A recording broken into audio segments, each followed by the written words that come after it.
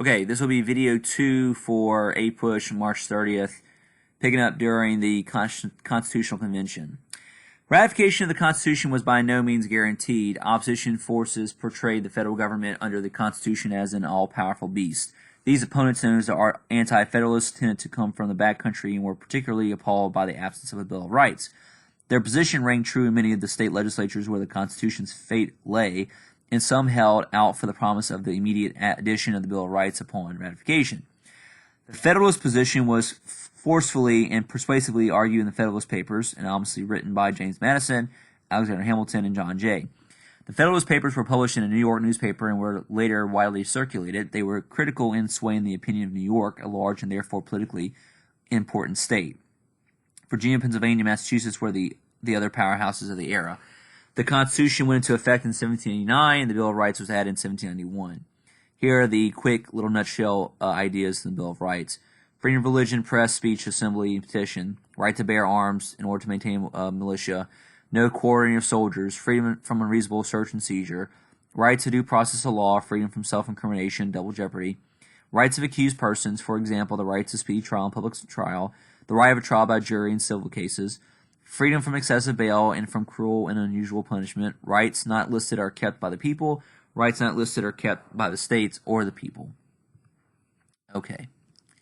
The Washington presidency. Just a second. All right. The Electoral College unanimously chose George Washington to be the first president. Washington had not sought the presidency, but as the most popular figure in the colonies, he was the clear choice, and he accepted the role out of a sense of obligation. Knowing that his actions would set precedents for those who followed him in office, Washington exercised his authority with care and restraint. He determined early on his use of his veto only if he was convinced that a bill was unconstitutional. He was comfortable delegating responsibility and so created a government made up of the best minds of the time. Although the Constitution does not specifically grant the president the duty or even the power to create a cabinet, every president since George Washington has had one. The cabinet is made up of the heads of the various executive departments, which has grown in numbers over the years, and it functions as the president's chief group of advisors. Prominent members of his cabinet were Thomas Jefferson, as Secretary of State, and Alexander Hamilton, Secretary of Treasury.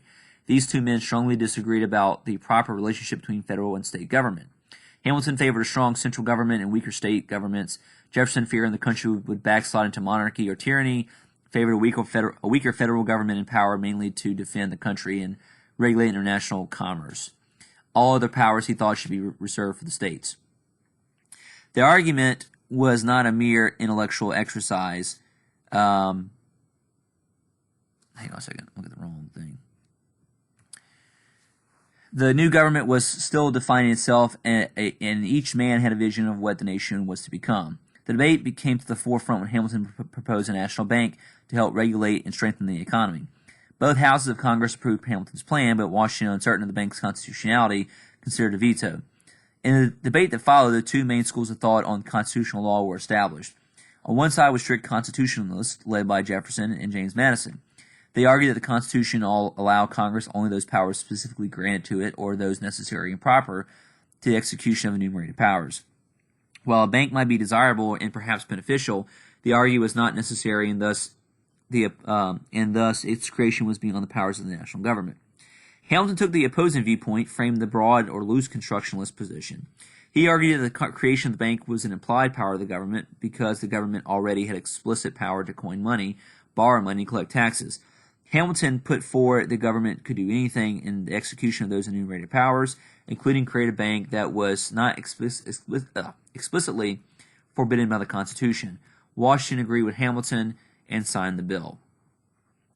Hamilton's tenure as Treasury was a busy and successful one. Among his achievements was successful handling the national debt accrued during the war. Hamilton's financial plan called for the federal government to assume the state's debts, further increasing the federal government's power over them, and to repay those debts by giving the debt holders land on the western frontier. The plan clearly favored northern banks, many of which bought up debt certificates at a small portion of their worth. Northern states also had more remaining debt than southern states, another reason why the plan drew accusations that Hamilton was helping the money elite at the expense of the working classes. Some issues are perennials of American politics. This is one of them. Opposition to tax increases is another.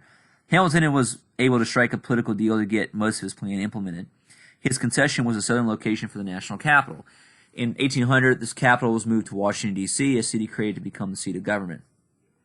The French Revolution took place during the Washington administration. It too caused considerable debate. Jefferson wanted to support the revolution and its Republican ideals. Hamilton had aristocratic leanings and so disliked the revolutionaries who had overthrown the French aristocracy. The issue came to the forefront when France and England resumed hostilities. The British continued to be America's primary trading partner after the war, a situation that nudged the United States towards neutrality in the French-English conflict. Even Jefferson agreed that neutrality was the correct course to follow.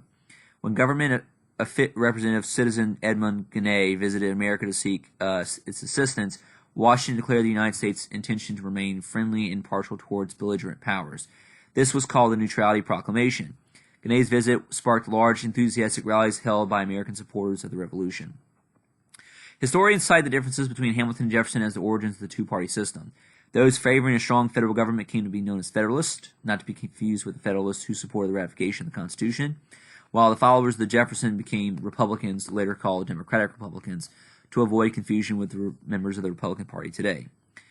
A very different group which survives even now. The development of political parties troubled the framers of the Constitution, most of whom regarded parties as factions and dangerous to the survival of the Republic. If you go on to the next page, for the PDF page it has is 129. It lists there the differences and major players of the two-party system. So let me very briefly go over some of the Hamilton's financial program. Hamilton's financial program not only stirred controversy in Congress and helped create a two-party system, but also instigated the Whiskey Rebellion, which began in western Pennsylvania when farmers resisted an excise tax on whiskey.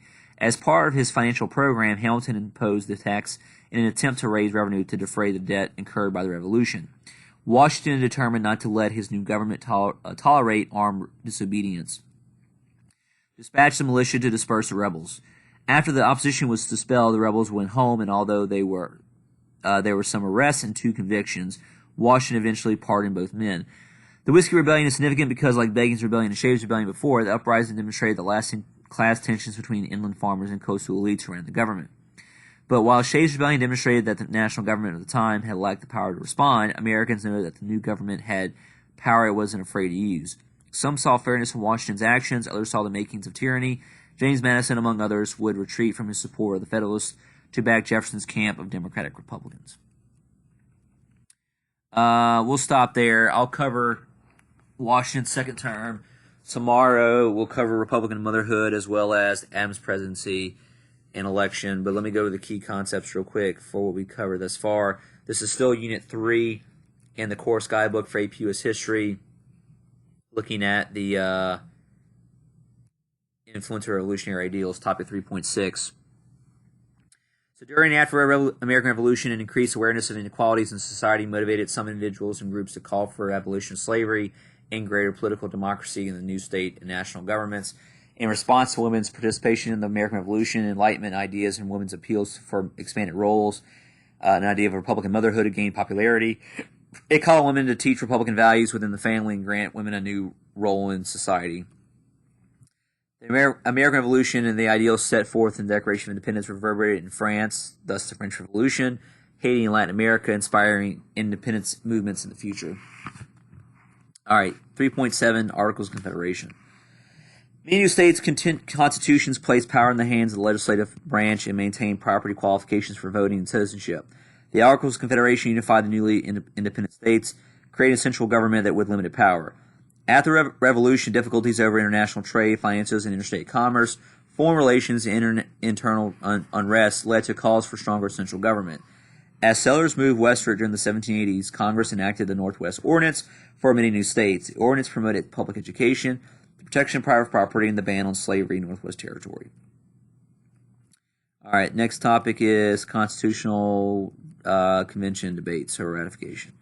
Delegates from states participated in the Constitutional Convention and through negotiation, collaboration, and compromise proposed a constitution. The Constitutional Convention comprised over the representation of slave states in Congress and the role of the federal government in regulating both slavery and slave trade, and allowing the prohibition of international slave trade after 1808. In the debate over ratifying the Constitution, anti-Federalists opposing the ratification battled with Federalists, whose principles were articulated in the Federalist Papers. Federalists ensured the ratification of the Constitution by promising the addition of Bill of Rights that enumerated individual rights and explicitly restricted the powers of federal government. The Constitution, topic 3.9. Delegates from the states participated in the Constitutional Convention that created a limited but dynamic central government embodying federalism and providing for separation of powers between its three branches. 3.10. Shaping a new republic. The U.S. government forged diplomatic initiatives aimed at dealing with the continued British and Spanish presence in North America. We haven't gotten there yet. It's all foreign policy, not really there yet. An ambiguous relationship between the federal government and American Indian tribes continued to contribute to problems regarding treaties and American Indian legal claims relating to seizure of their lands. During the presidential administrations of Washington and Adams, political leaders created institutions and precedents that put the principles of the Constitution into practice. Political leaders in the 1790s took a variety of positions on issues such as relationship between the national government and states, economic policy, foreign policy, the balance between liberty and order. This led to the formation of political parties, Federalists and Democratic Republicans. I think that's it.